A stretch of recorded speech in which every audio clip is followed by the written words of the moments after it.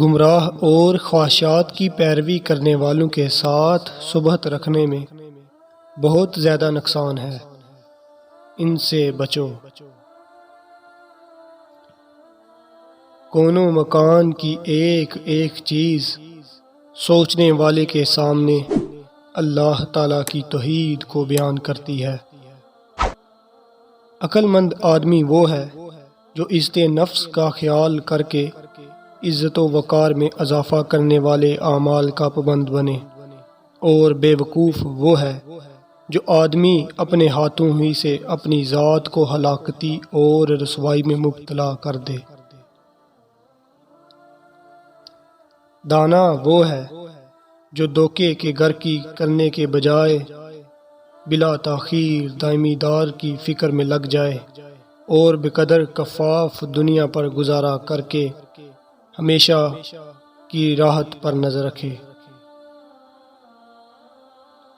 آج کی روزی میسر ہو تو پھر کل کی فکر کرنا عیب ہے۔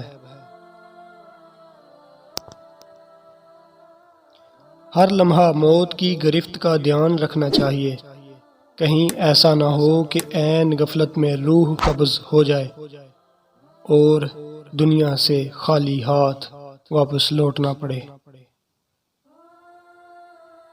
دنیا ایک امتحان ہے، عقل مند آدمی وہ ہے جو اس امتحان گاہ میں محنت کر کے کامیابی حاصل کر لے۔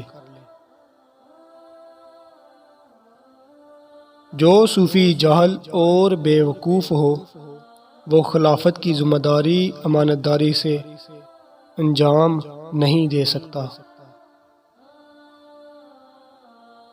محتاج انسانوں کے سامنے دست سوال ہاتھ پھیلانا حق تعالیٰ کو حاجت روا اور مشکل کشا ماننے کے منافی ہے۔ جب کامیابی قریب آتی ہے تو انسان میں دو چیزیں ظاہر ہونا شروع ہو جاتی ہیں۔ اول، وہ باعمل بننا شروع ہو جاتا ہے۔ دوم، اس کا دل تقوی آشنا ہونا شروع ہو جاتا ہے۔